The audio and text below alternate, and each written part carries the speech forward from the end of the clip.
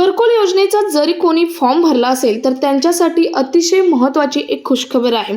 घरकुल योजनेचा ज्यांनी फॉर्म भरला आहे त्यांच्यासाठी केंद्र आणि राज्य सरकारच्या माध्यमातून लाभार्थ्यांच्या बँक खात्यात पैसे वितरित करण्यासाठी 1161,19,66,768 रुपयांचा निधी जमा करण्यात आलेला आहे किंवा वितरित करण्यात आलेला आहे। हा निधी जे लाभार्थी घरकुलसाठी मंजूर होतील आणि जे लाभार्थी घरकुलसाठी ऑलरेडी मंजूर आहेत अशा लाभार्थ्यांच्या खात्यामध्ये हे पैसे जमा केले जाणार आहेत। हा निधी 2025-26 मध्ये ज्यांनी फॉर्म भरले आहेत त्यांच्यासाठी जे लाभार्थी आतापर्यंत लाभार्थी यादीमध्ये मंजूर म्हणून त्यांचं नाव आलेलं आहे अशा लाभार्थ्यांना हा निधी मिळणार आहे आणि ज्यांना ऑलरेडी एक हप्ता मिळालेला आहे त्यांच्या खात्यामध्ये दुसरा हप्ता सुद्धा जमा होणार आहे। नेमका हा महत्त्वपूर्ण निर्णय काय आहे तोच आपण आजच्या व्हिडिओमधून पाहणार आहोत, कारण या निर्णयामध्ये नक्की कोणाला पैसे जमा होणार, कोणता हप्ता आणि किती निधी वितरित करण्यात आलेला आहे हेच सांगितलेलं आहे।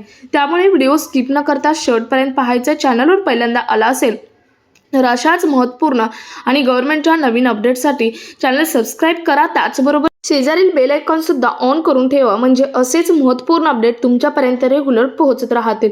तर नमस्कार, मी पूनम आणि तुम्ही पाहत आहात पुन्हा एक नवीन अपडेट। तर नेमका GR काय आहे सविस्तर पाहूयात।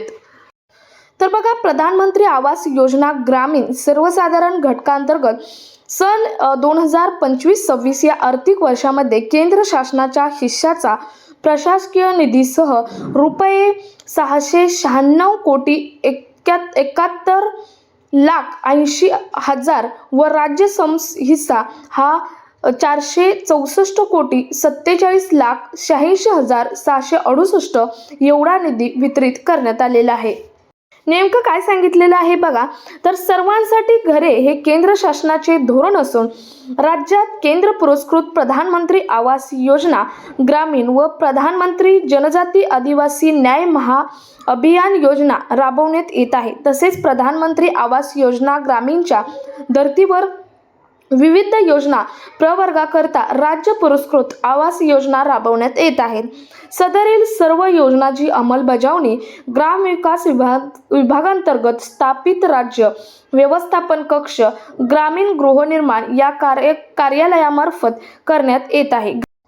तर नेमका शासन निर्णय काय आहे बघा, प्रधानमंत्री आवास योजना ग्रामीण सर्वसाधारण घटकांतर्गत केंद्र शासनाने सन 2025-26 या वर्षासाठी वितरित केलेल्या एकूण रुपये 1,376,42,964 निधीपैकी रुपये 696,71,80,000 कार्यक्रम निधी रुपये 666,73,80,000 प्लस प्रशासकीय निधी रुपये 29,98,00,000 एवढा निधी, कार्यक्रम निधी 444,49,20,000 प्लस प्रशासकीय निधी रुपये 19,98,66,768 रुपये इतका निधी, म्हणजे असे एकूण रुपये अक्षरी म्हटलं तर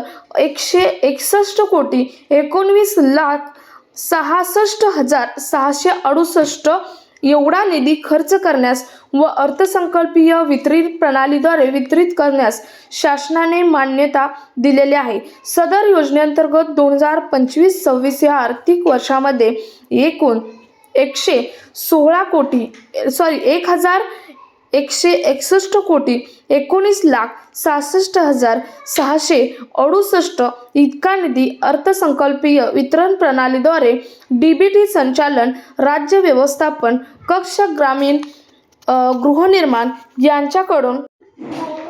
यांच्याकडे खालील लेखा शीर्षकांतर्गत वितरित करण्यात आलेला आहे। आता लेखा शीर्षक तुम्ही काय आहे ते वाचून घ्या।